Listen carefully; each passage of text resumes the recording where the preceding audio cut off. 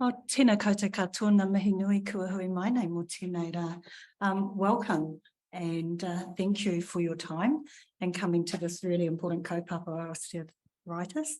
I'm just going to open with karakia and want to acknowledge our presenters and our guest speakers, but also you that have taken the time to come in and listen and hopefully learn and have a kōrero or a discussion about the topics of today. So, e noi tātou, tuia I runga, tuia I raro, tuia I waho, tuia I roto, tuia te here tangata, ka rongo te pō, ka rongo te ao, haumi e, hui e, tai kia. That karakia binds us from above, from below, from that with internal and that which is external, from those challenges that we face, maybe walk in the path of light. And I wish you well. And I'm going to leave it off to Kirsten, who's going to be your MC for today. So enjoy. Kia ora. Kia ora. Thanks, Tui, for your warm welcome. I'm Kirsten Capel, and I've recently started as the Regional Associate Dean with the University of Otago, Christchurch, and I've moved from Dunedin to Nelson. So it gives me great pleasure to be involved with organising this lecture today on osteoarthritis. And we have got a great lineup of speakers, starting with Hexby Abbott, who's a researcher based in Dunedin, and I do some collaborative work with Hexby, and he really is an expert on the subject. Then we have Alice Scranny, who is a physiotherapist who works clinically, but also supervises students at Nelson Hospital, physiotherapy students. And then we have Arthritis New Zealand, who will give a real community perspective. And we have Tori Garnham and Richard Griffiths speaking to us. So without further ado, I welcome Hexby to share his knowledge with you all. And I also acknowledge our many people who are joining us on webinars. So welcome to those people as well.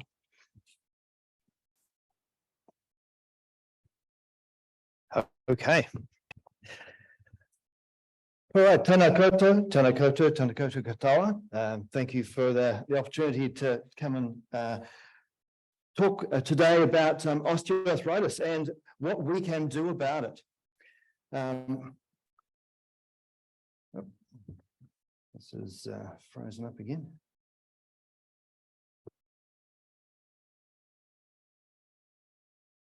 Oh, here we go. Right, so today I'm going to briefly outline what is osteoarthritis and then talk through about how common it is, a problem in New Zealand, the burden of osteoarthritis that we have in our population. I won't talk today much about prevention, but it is an opportunity that is worthwhile grasping. Talk mostly about what we should do and what we should do less of, what are the best options for people with osteoarthritis. First of all, you know, this is a normal, nice, healthy looking knee with lovely shiny cartilage. And in osteoarthritis, what we see is not just a degradation of the cartilage, but also we see the bone on the joints becomes very hardened and stiffer and thickened, and that reduces the shock absorption of the joint and does lead to a worsening of the cartilage shock absorption. And we also see, growths on the end of the bones that's called osteophytes, where the ligaments are pulling on the bone and causing bony outgrowths. That's a normal feature that we see. And we also see breakdown of reduction of muscle bulk and muscle strength. We call this muscle atrophy. And all of these things are part of the process of osteoarthritis. And so osteoarthritis is no longer thought of as just a disease of the cartilage. It is a multi-part disease of the whole joint, the whole organ. And it's important to realize that many of these things are part of the process of normal aging. For example, the cartilage is a little like your skin in some ways. As we age, our skin gets a little thicker, a little thinner, a little more fragile, a little drier, a little slower to heal. That's the same as your cartilage, and that's normal aging.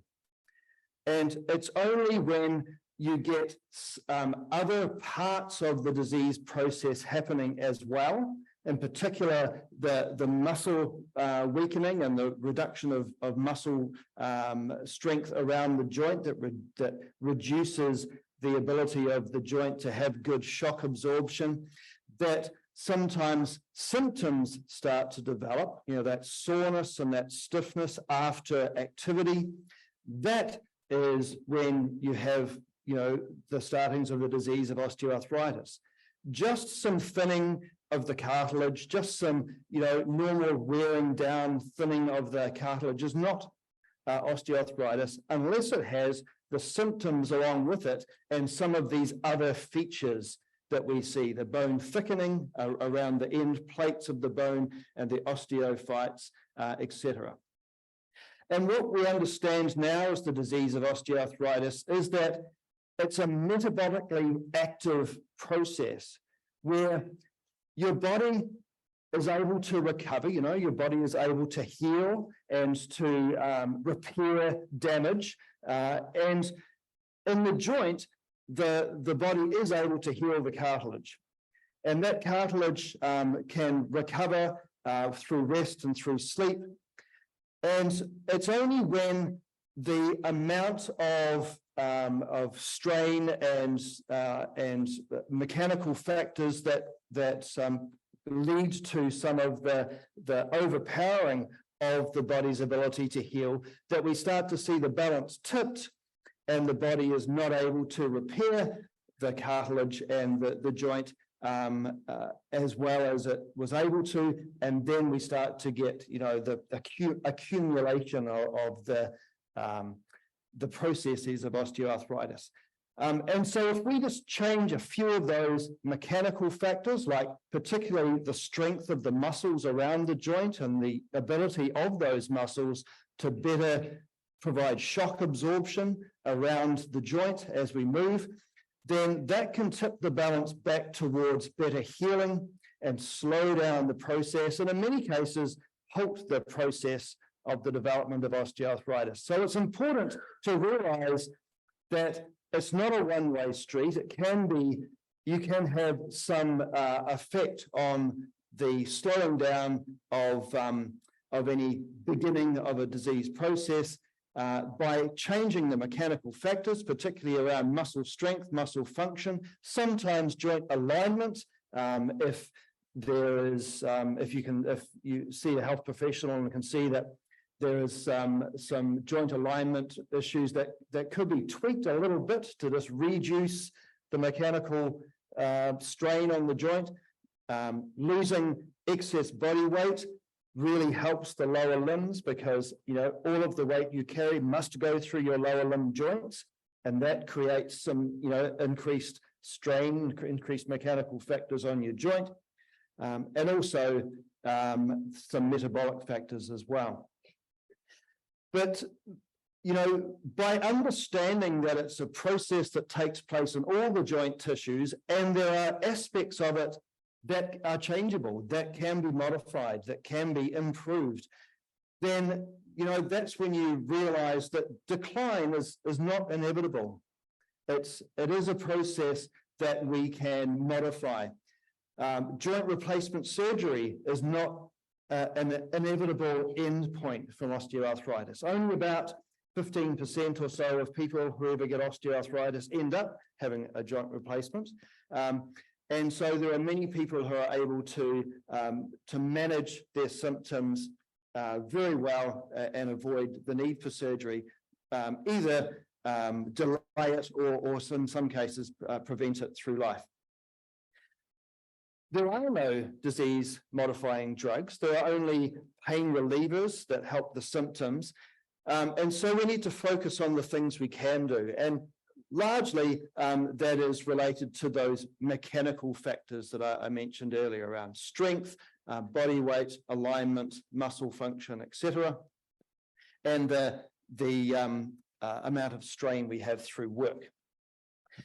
So at the moment, around about recently 1 in 8 adults in New Zealand had osteoarthritis. But what we're seeing is that we're getting an aging population where a higher proportion of people are in the older age categories, over 65.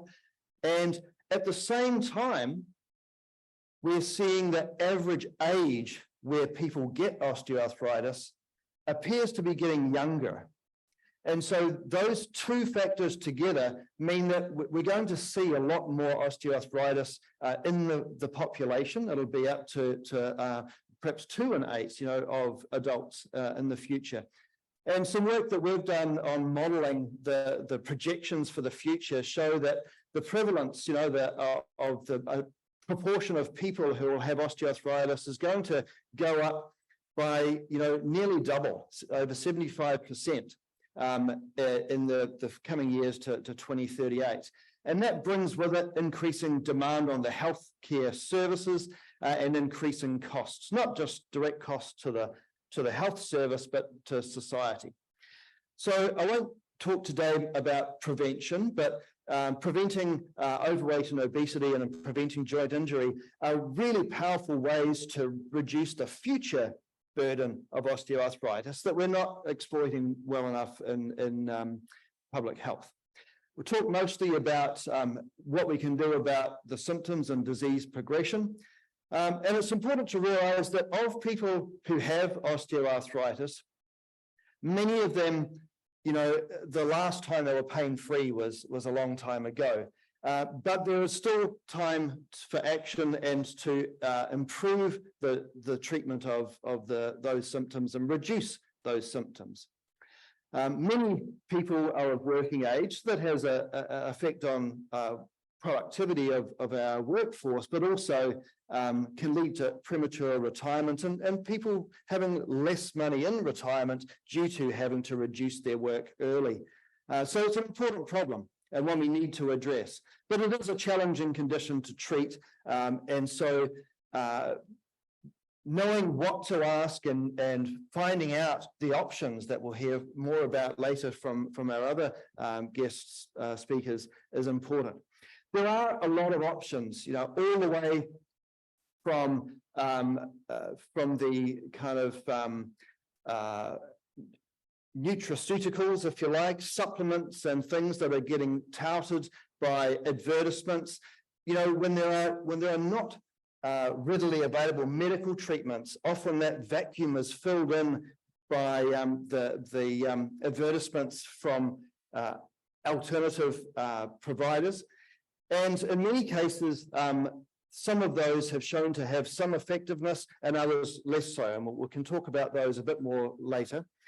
But these are some of the things that you'll see, available from outside of the mainstream medical service and in private providers. But many of them have not been shown to be effective, and are not recommended. What is recommended is that everybody who has the symptoms of osteoarthritis should be getting the first line of treatment. And this is according to international best practice guidelines. We should be seeing people getting education about the disease, what it means and its progression and what we can do about it, as well as exercise therapy to learn how to build up those muscles and make them more resilient and make the joints get better control and shock absorption, and also for people who with some excess body weight, how to control the weight to reduce the mechanical forces and the metabolic factors on the joint. Second line is if those first line things are not sufficient to control the symptoms adequately, then we go to medications, drugs, pain relief like paracetamol and non-steroidal anti-inflammatory drugs that mask the symptoms, and some other aids and passive treatments. And the third line, if that also is insufficient to control the symptoms adequately, to consider surgical options. So this is what's recommended across all of the international best practice guidelines. But what are we doing in the public healthcare system? Well, unfortunately, we're doing very little of the, in terms of delivery of the most recommended treatments, unfortunately, and even most of the second line ones, but we're doing a lot of prescribing of pain relieving drugs. And this is the situation that we're trying to get some traction on and get some movement in the public healthcare system. And I'll talk a little bit more about that shortly. And then people going on to really just a holding pattern until they're prescribed, referred to joint replacement surgery consideration. One of the key things about education and advice is that a lot of the language around osteoarthritis is actually unhelpful, and not only unhelpful, but is inaccurate and is really a myth. This process of wear and tear and bone on bone are really unhelpful concepts because they take away personal ability to have some agency. And you do have some agency, you do have some ability to make things better. And that creates the ideas in your head that things are inevitable and unable to change, which is not true. And so changing the way we talk about it from wear and tear to maybe wear and repair would be, really helpful and help to frame that better. Exercise therapy is one of the key ways that we can help to control symptoms and decrease the amount of pain is really important. But it's important to know, what kind of exercise therapy is going to be effective. So who has an idea of what might be the most effective exercise for the symptoms of sore hips and knees and osteoarthritis? Any idea what's the most effective? What's your thought? Just walking, very good. It's a good suggestion. Yes, your thought? Swimming, yeah. Regular swimming, it's a good thought, yes. What's biking? Very good, yeah. Any other thoughts of what's the most effective exercise for pardon me? Pilates, yeah, very good. Excellent. Any other thoughts of what's the most effective exercise for, yes? Weight training, so muscle strengthening through weight training. All excellent suggestions and all effective. And the most effective one is the one that you actually do, right? So whichever is the type of exercise that you will actually do is going to be the one that's effective. Because just like medications, the one that sits in the drawer with the jar unopened is not going to be helpful. You actually have to do it. And so that's the lesson from the day. But in terms of effectiveness, yes, strengthening exercises are marginally better on average for reducing the pain and symptoms of osteoarthritis. Tai Chi, yoga, also shown to be really effective on average. But it's important to realize that there's a lot of variability and not everything will work for everybody.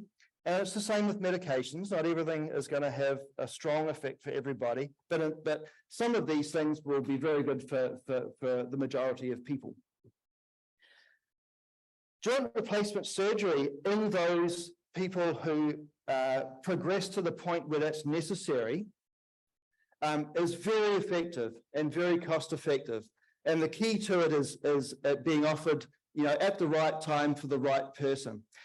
When it's not offered at the right time for the right person, there are cases, and sometimes up to 25% in some places and some parts of the healthcare system where it doesn't have the desired outcome, and so it is important to use it as the third tier, the last option of controlling osteoarthritis, and to try those other first 2 tiers of treatment first, because in many cases where those other options are not tried to see whether they're effective or not, it can result in not getting the favorable outcome from the surgery. And every person who has bad enough osteoarthritis that they need to have a joint replacement, on average, they'll have at least 1 to 2 other joints affected by osteoarthritis. So it may, just be the first joint replacement surgery you need, and maybe there are other joints that become the focus of attention once you have a joint replacement surgery on the first one. And so that's important to keep in mind, that it may just be the first of many. And what we see after joint replacement surgery, often people hold out the hope that this will result in me being much more active and I'll be able to lose weight and be much more active afterwards. And that is true for some people, but on average, there is on average no change in activity or weight control after joint replacement surgery. And so, don't hold out false hope that this is going to be the answer to a range of problems. So the importance of shared decision-making with your provider is really important. Yes. Just that mostly in that regard was that the reduction in symptoms is not what you were hoping for.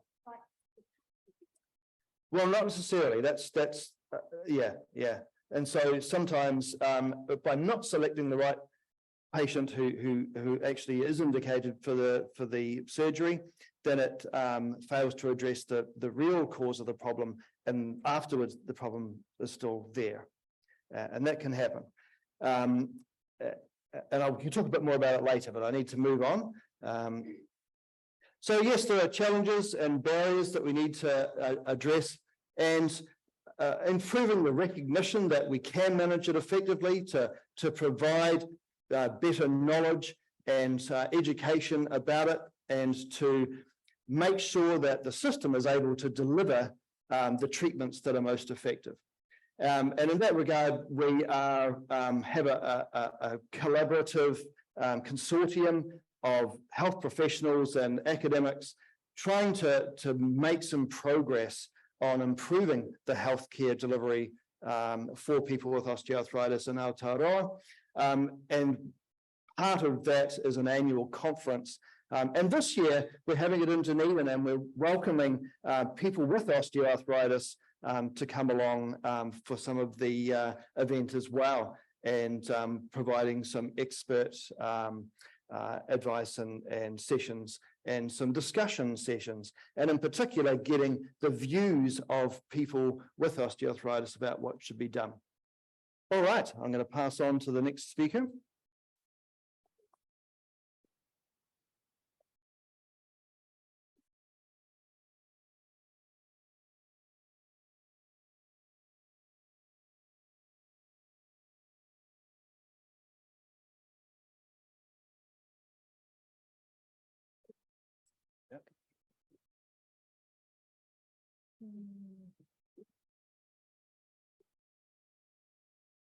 So thank you very much for coming today and listening to us talk about this really important subject to you all. I'm hoping to elaborate and maybe put a bit of a focus on some of the things that Haxby's brought up in the last 10-15 minutes. I'm a physio. I work with the 4th year physio students from Otago University. So what that means in practice is I follow them around the hospital and keep them on track, making sure that they're going to get through their final 4th year and become qualified physios at the end of the day. That's the end goal for all of them. So what do I know? What do I know in the scale of things? I've had many years of clinical practice in physiotherapy, working in both the public and the private sector. And the one thing I can definitely say with my hand on my heart, that there are no 2 joints that are the same. And that actually means even in the same leg, and certainly in the same body. Your neighbour's knee replacement won't be the same as yours, your friends, your partners, your children's, your own parents and grandparents. So No two joints are the same. And if you go into any kind of rehabilitation after a joint problem and you go in with this principle, you probably will be surprised and disappointed. So some are better, some are not so better.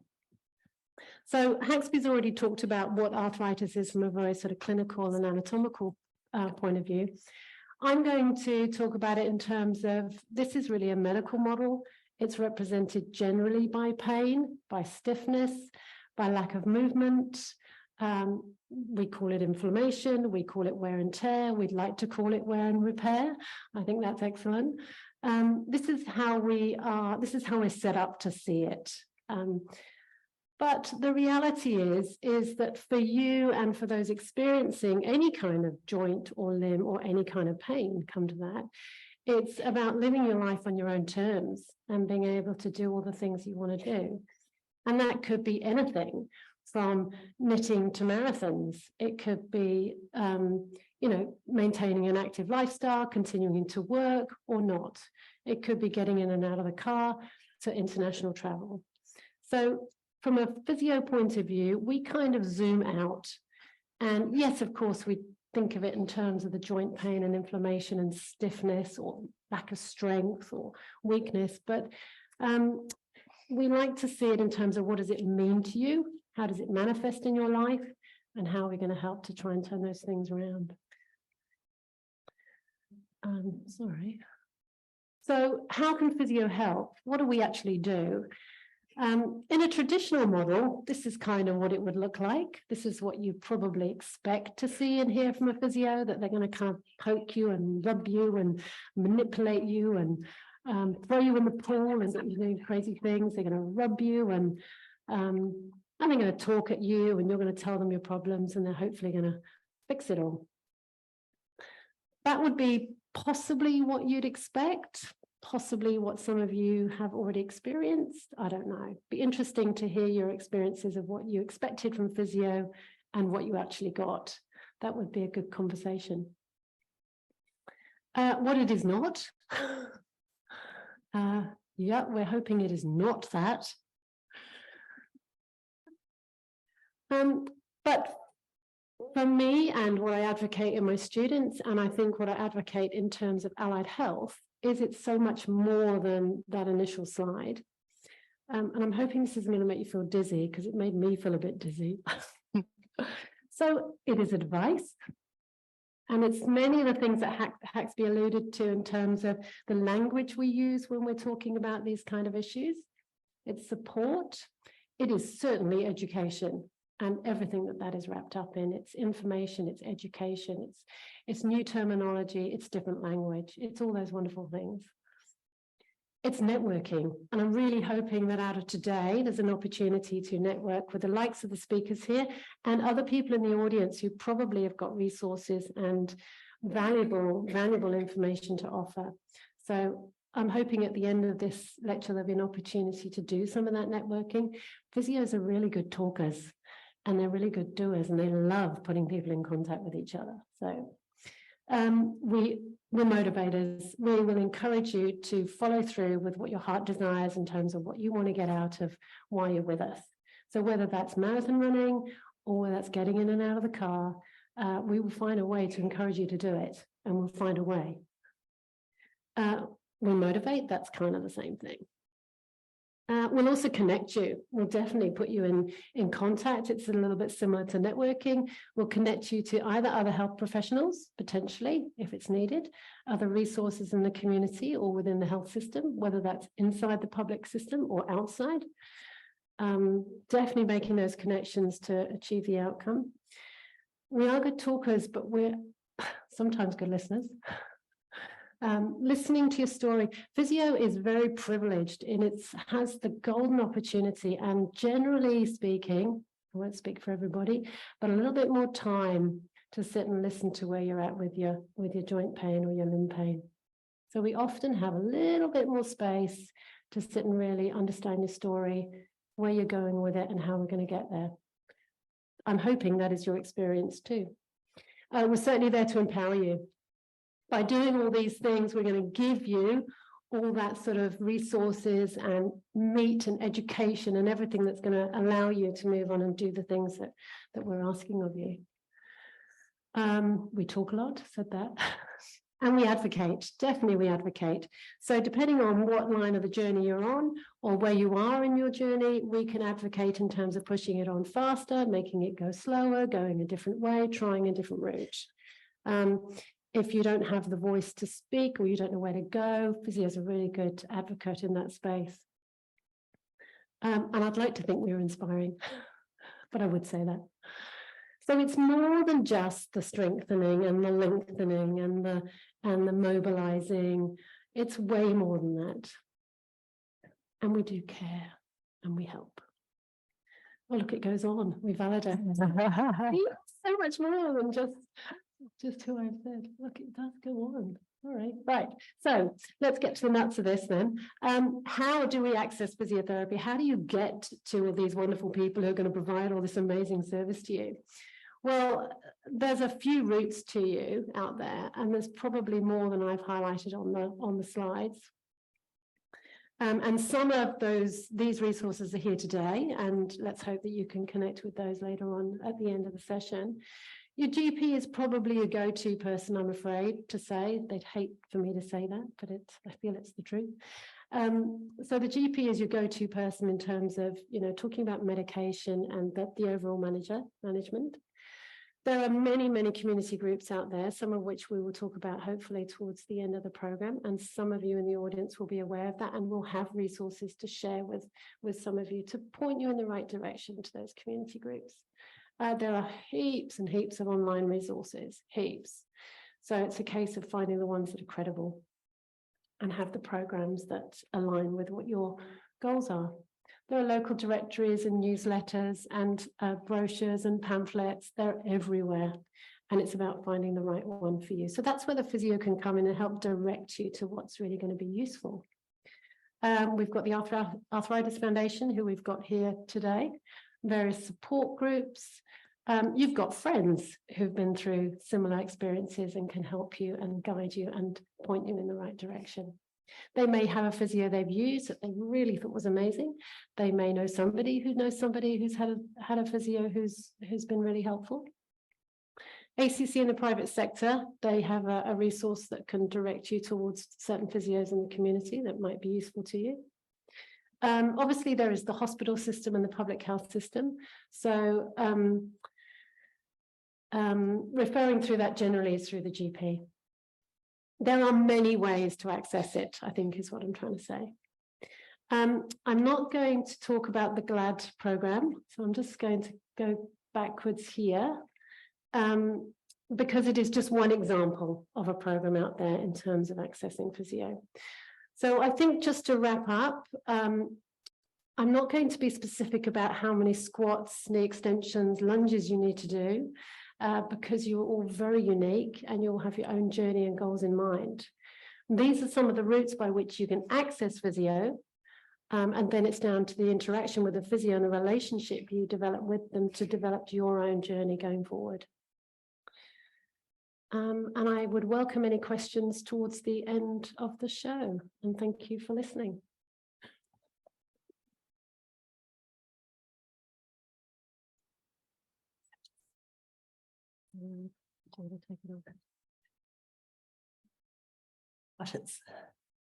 Kia ora, everyone.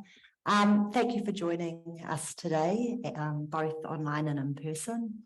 Gosh, I'm not used to wearing one of these. I'd like to say a big thanks to Kirsten and Angela and the Care Foundation for making this happen. We really appreciate being invited to this lecture and sharing how Arthritis New Zealand can support the Nelson Marlborough community. My name's Tori. I'm based in Wellington, and I'm part of a team that leads Arthritis Assist, which is an umbrella term for all our support services, and really just reinforcing what both Alice and Hexby have spoken about today. So our focus is to provide information, education, resources to empower and support both community and the health provider. Arthritis New Zealand is a non-for-profit organisation. We don't receive any funding from the government, so we exist primarily through donations, grants, and trusts and bequests. And that's me. And I'd like to introduce you to my colleague. Thank you very much, Tori. Kia ora katoa. Good afternoon. It's a pleasure to be here today. I'm the research manager at Arthritis New Zealand, and just take you through to the next slide.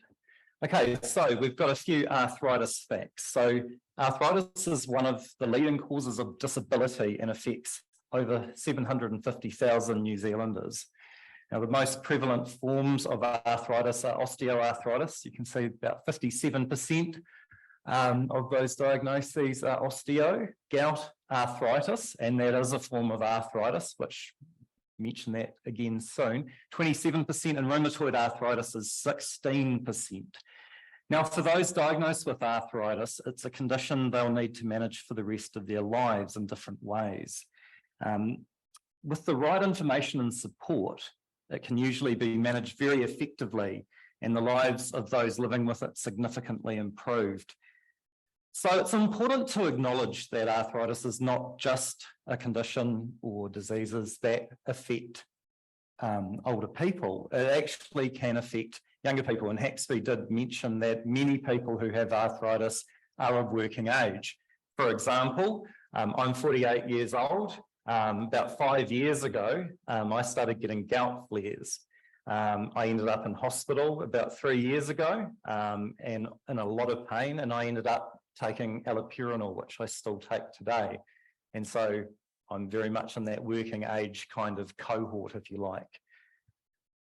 Also, there's about 140 different forms of arthritis in addition to osteo, rheumatoid, and gout. There's lupus that some of you may have heard about, which is a chronic inflammatory disease, which emerges when one's body's immune system attacks their own tissues and organs. There's also juvenile idiopathic arthritis. And you can see up here that it affects all ages, including children. Juvenile idiopathic arthritis is the name given to different forms of arthritis that occur in children when it affects one or more joints for 6 weeks or more. So more specifically, and I won't dwell on this too long because Haxby and Alice have covered off many different things, but we know it's the most common form of arthritis. It can affect any joint, particularly in the hands. As you can see, one of our lovely consumers who's on our consumer reference group. That's a photo of him there that he let us share. But it also affects those weight-bearing joints also. It's a leading cause of pain and disability globally. And it's the fastest increasing major health condition in terms of years lived with disability. But at Arthritis New Zealand, what we like to do is we'd like to think of the consumers or the patients who we engage with who have arthritis of all kinds, and including osteo, that it's a condition that you're an expert in yourself. Because so often the doctor will say, you have arthritis or you have osteoarthritis, so you go and have a look around to find out more information. You talk to your friends, your support networks, you might join a group, and you do research on it. So you become an expert. And like Alice was saying, you have a unique body. It's unlike anyone else's. And you're able to self-manage using all the different tools and options available as well. So I guess that comes in to our support services. So how can you self-manage and how can we help you with that journey? We have a fantastic 0800 phone line and an info line that you can email us on. And this is to have, say you've just been to the doctor and he said, or she said, you've got arthritis. And then you're, oh, what does that mean? Or acute arthritis, what does that mean? You can give us a call on the 0800 line and you can have a one-on-one with one of our Arthritis Assist team members, and they can sort of navigate you through the health system. They can navigate you through self-management strategies and techniques that you can use to manage your arthritis. We have educational sessions, which is community sessions like this. So we present to community, but we also present to, we can present to smaller groups and have workshops. We've got a fantastic range of arthritis IQ courses, which we have worked in partnership with the Open Polytech. And we've got, you can do it online, or we can present to a group on gout, pain management, OA, RA, and they seem to be really, really popular. We have tools and resources. So our most amazing resources, our website, everything is on our website. So you can access webinars, you can access videos with people with lived experience, with physios, doctors. We've got a number of fact sheets, which I think you've got all your little packs there, and that's an example of some of the fact sheets. We've got local and online support groups. So during COVID, the big pandemic, our Facebook groups just became really popular, and we've got about eight Facebook groups. They're a great platform to ask questions on what you're going through, and someone with the same or lived experience can answer you. We used to have a community support group here in Nelson, and unfortunately that just ran its course a couple of years ago. So if anybody's keen to start up a support group, come and talk to me afterwards, and I'll take you through it. Peer support. So part of our volunteer program, we have a group of trained peer supporters, volunteers, who it's a little bit like Tinder. I match them up with someone who rings up, who wants that sort of lived experience, same sort of life place, and it's a really popular program. Advocacy and research. So advocacy, we think of ourselves as the consumer voice. We create submissions for the government. We work with disability groups and other advocacy groups. And research, I'm going to let you talk about the research in a bit. Mm-hmm. So there's our services. And there's an example of someone from Arthritis Assist talking to someone, and there's a couple of our, which you've probably got, the fact sheet on osteoarthritis, who we've now connected with Health Navigator or Healthify, and they clinically check all our fact sheets. So we're writing the right stuff, the correct stuff. There's our helpline. I don't have our info email on here, which is a pain. And this is John's journey. Do you want to talk about John's journey? Sure. So John has had gout. He went along to a health expo, and he heard about Arthritis New Zealand there, and that his condition was actually arthritis. And it's one of the things we so often see when we're engaging with the public or various people. They don't realise gout is actually arthritis. That's an inflammatory condition. And so he reached out for help after he made that contact with us, and he was experiencing lots of pain. Could have been particularly in the big toe or ankle, somewhere like that. He rang our 800 number, and he was able to talk and find ways and strategies to manage that arthritis that he was experiencing, but also understand why it was important to keep taking the medication given to him. And as I mentioned before, I take allopurinol, which I take about 300 milligrams a day.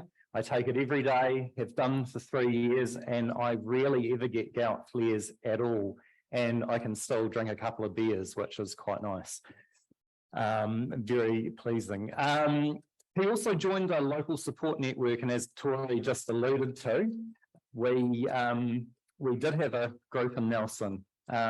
John joined our peer support program, and he felt empowered, and that's another word that Alice used earlier, and that he was able to manage his own condition. So that whole self-management aspect is so important. Because pain can be quite isolating, can't it? So it's nice to connect with other people. Here's a couple of quotes from people who have used our services.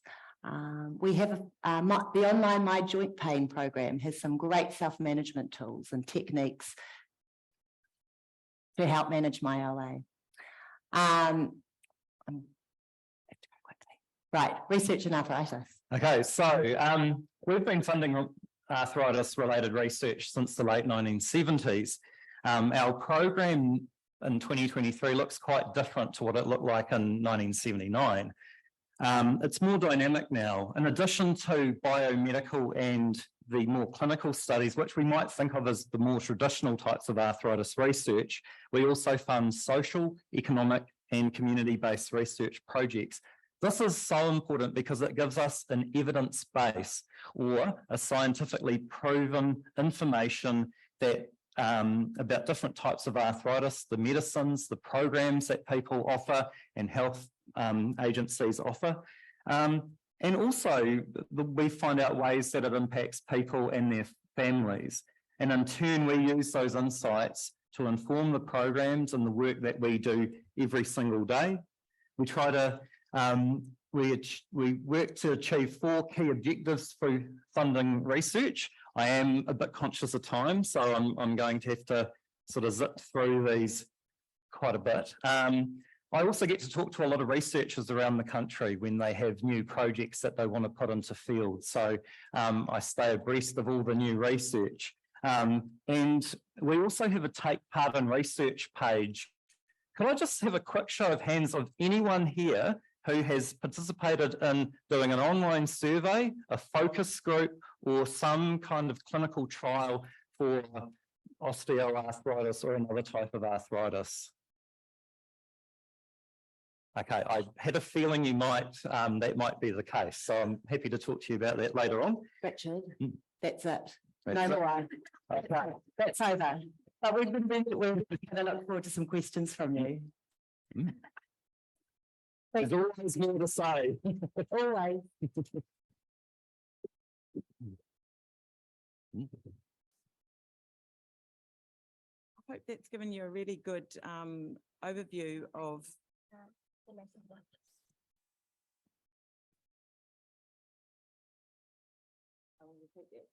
hope it's given you a really good overview of arthritis.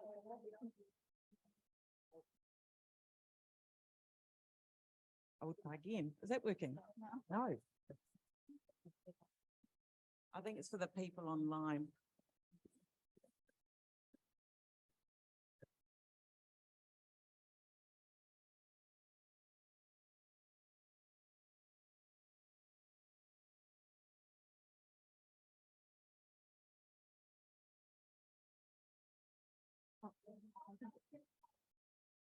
Is that working? It is working. Yeah. While I have our panelists, our speakers come up online, I would just like to say this has given me a great overview and of arthritis, from the understanding the disease through to what we can do to improve our symptoms. And I'd also like to acknowledge at this point too the Care Foundation, who has provided generous support and funding for this event. And so now we've got our panelists online up on stage. We open the floor now for questions, and we're going to have roving mics. So we have a question here. Yeah. Thank you very much to the panel for this very helpful information to us. Just asking if does X-ray need to be free to be able to know what kind of arthritis if you're diagnosed with one? Should that be part of the whole trying to see what's if you got arthritis one and what kind of arthritis should you have? Because at the moment the system has put people on a threshold, And if you're not worse enough, and which is really more of at the bottom of the barrel rather than prevention, then they won't you'll have to pay for your X-ray to be able to know what you have and under what's happening. Kia ora. Give that to you, Hexby. Sure. The slides have been taken away. In terms of knowing whether you have osteoarthritis or not, it's actually really simple, and it doesn't require an X-ray to tell that in the first instance. So what GPs and other health professionals can do is simply ask if you have joint pain that is exacerbated or made slightly worse by activity, like longer than usual on your feet, having to walk further than usual, carry your groceries, whatever, causes some more joint pain later in the day or at night. And that's activity related joint pain. And if they then ask about joint stiffness. So in the morning, people with arthritis often have stiffness of their joints. If it lasts for longer than half an hour, then it should be checked out to see if it's some other kind of arthritis. But if it's less than half an hour or up to half an hour or not stiff at all, then that's could be osteoarthritis. And it's those really two simple things for people over 45 years. If they have activity-related joint pain, and if there is joint-related stiffness, if it's less than half an hour in the morning, then we can be confident that unless proven otherwise, it's pretty likely, almost certain to be osteoarthritis. So that doesn't require an X-ray, and an X-ray is actually a waste of resources for a person who is not being considered for joint replacement surgery. That's the only need for X-rays. And so we're trying to get that out there. But you're right, the public health system really doesn't provide well for the types of interventions that are useful. The exercise therapy, the weight loss and weight control in people that need weight loss or weight control are the two key things. And those are the first line, and education about the disease and what can be done about it. Those are the first line things. And unfortunately, until we get better rollout of those services through the public health system, they're not very widely available. And so they become only available to people who can afford to seek it out privately. And that's inequitable. And it's not doing, a good service of controlling a disease that's really, really common. And as Richard said, one of the greatest causes of health-related disability in the population. So I wish I had better news for you, but that is the key driver of our national consortium of osteoarthritis, Aotearoa, New Zealand. We'll all come together as clinicians and academics and health delivery advocates, saying we need to do better at providing treatments, interventions for people with mild and moderate osteoarthritis, up to the point when they need joint replacement surgery, because that is really the last step, and it's really the main thing that's provided in the public health care system. So hope that's answered that question. Sure. Do we another question here, this gentleman?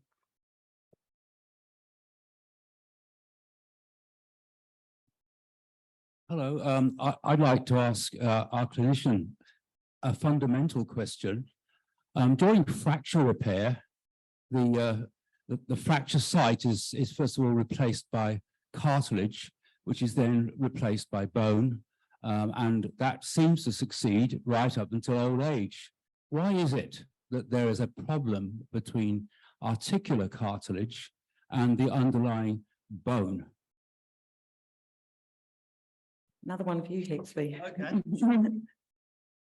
The bone repair cycle is quite different to the type of cartilage you get at the end of your bones where the joint is. So it's a very different type of tissue. It's a different type of process, and it's not really comparable. why we get more osteoarthritis later in life is for two reasons, really. Like, as you'll be aware, with your own body and your own skin in particular, because it's so visible, that, you know, it changes with age, and it reduces in its thickness and plumpness and resilience, and your cartilage is just the same. And so, along with that, the ability of the body to heal itself just gradually slows down with age. And so that, compounded with the fact that we have had more years of exposure to mechanical forces that accumulate, and that they just add up over time. So that's the reason for greater proportion of osteoarthritis at older age, really. But you know, particularly the thing to remember is that we can do something about the things that are modifiable, and the things that are modifiable are your body weight, your muscle strength, your muscle coordination and agility, and your nutrition and your hydration. You know, drinking enough water so that your tissues have enough water to recover. You know, the cartilage, what it does at night when you're not weight bearing on it is it resorbs water back into the spongy tissue of the cartilage. There's a cells and matrix and structures in there, you know, that soak up water like a sponge. And then when we are weight bearing, that water that is in the cartilage works as a cushion. And then the weight bearing on it gradually kind of squeezes the water out of it. And then it requires rest in order to resorb water back into it to make it ready for the next bout of activity. So hydration is really important, and that rest and recovery is really important. And all of those things, nutrition, weight, muscle strength and control, are modifiable, and alignment are things we can do something about. And every little 5%, every little 2% of improvement can make a big difference to the amount of symptoms that you feel. That's a good segue on to our next question, and I'll take one from online, and any one of you might be able to answer this. What are the micronutrients that are most associated with a decline in OA? Is it worth using supplements to reduce the impact of OA? And I'm just wondering, Tori or Richard.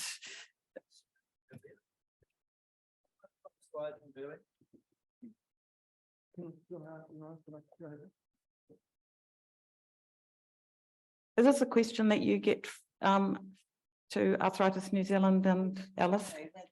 Definitely with nutrition, a lot of questions. And really we're always letting people know that, you know, eat more whole food, less processed food. You can hold the microphone right up by your mouth, please. Oh, sorry. It's really important to eat more whole food than processed food. Here we go. Okay. So these are some of the kind of nutraceuticals that people take supplements for to replace nutrients, and like vitamin E and glucosamine, chondroitin, etc. And some of them are plant extracts, and some of them are you know, like green-lipped mussel extracts. And what we see is that up on the top there, those ones that I've circled, really have a really small effect. And, you know, when they were first introduced to great fanfare and lots of advertisements, you know, they were the greatest thing for osteoarthritis. But then as they went into clinical trials, it was shown that, actually, for most people, they're not doing much. And for some people, you know, nothing at all. But for a few people, apart from those top two, which are right on the solid line that say they're making no difference at all, may make a bit of a difference in some people.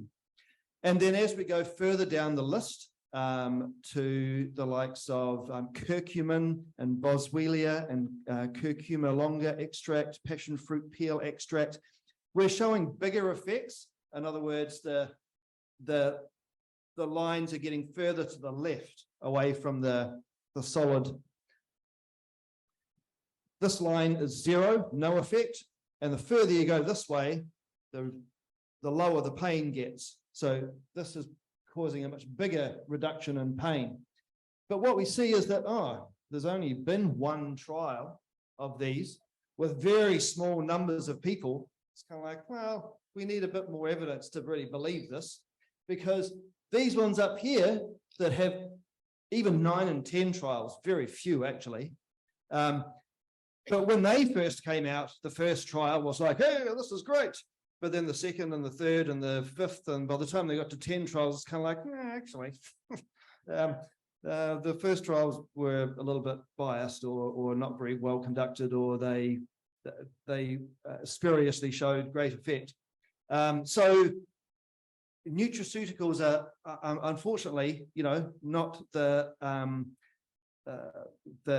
sufficient replacement for the things that we know work well.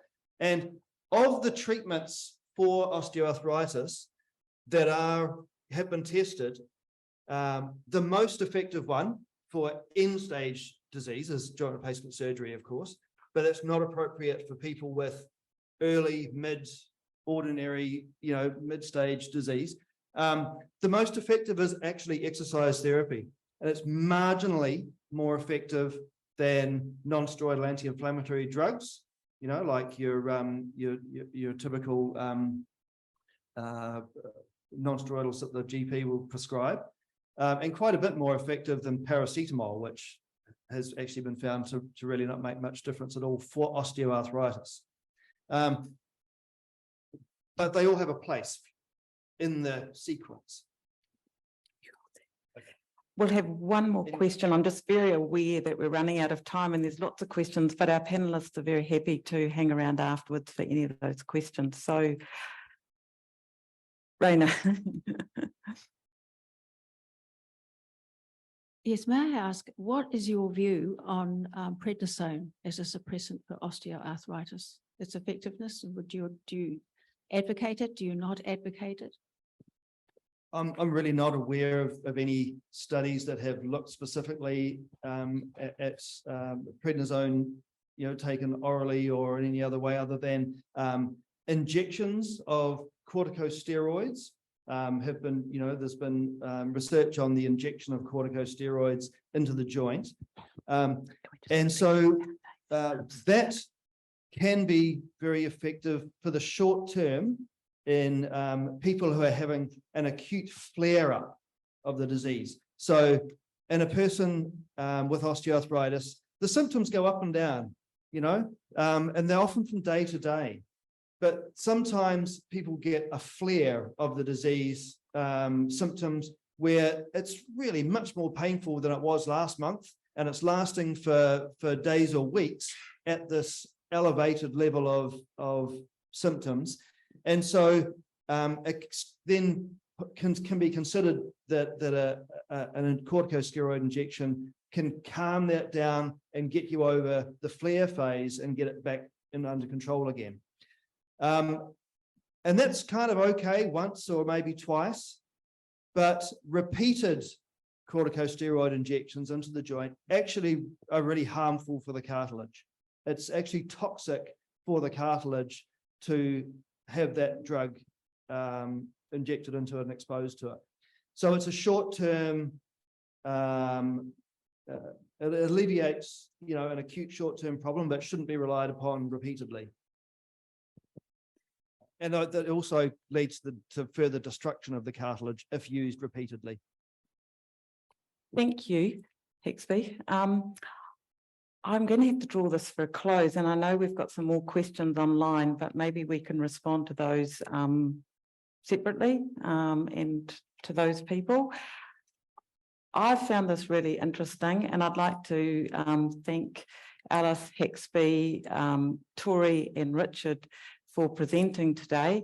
And I think one of the things, and I don't know about you all, but I've just definitely had reinforced that there is so much information out there and that it's confusing, and that actually having the right people to direct you to the most appropriate information for yourself is really important. And I think we've heard GPs are a good port of call, and connecting with Arthritis New Zealand and physiotherapies is probably a good sound step forward for those of you needing treatment. I know that there, one of our colleagues in the audience, Barb here, is planning on running some exercise classes for people with osteoarthritis. So if you'd like to talk with Barb, put your hand up, Barb.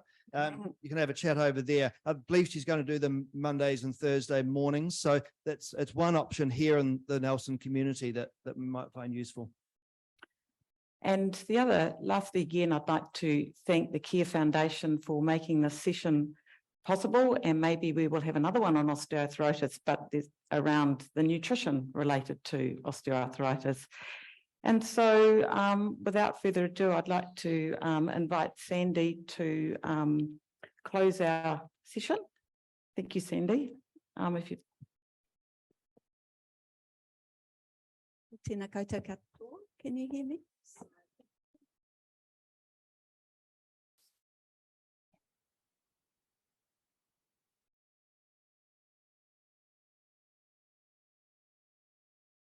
Tēnā koutou katoa, ko Sandy McLean-Cooper taku ingoa, Director of Nursing and Midwifery here at Nelson Marlborough, at Te Whatuora, Nelson Marlborough.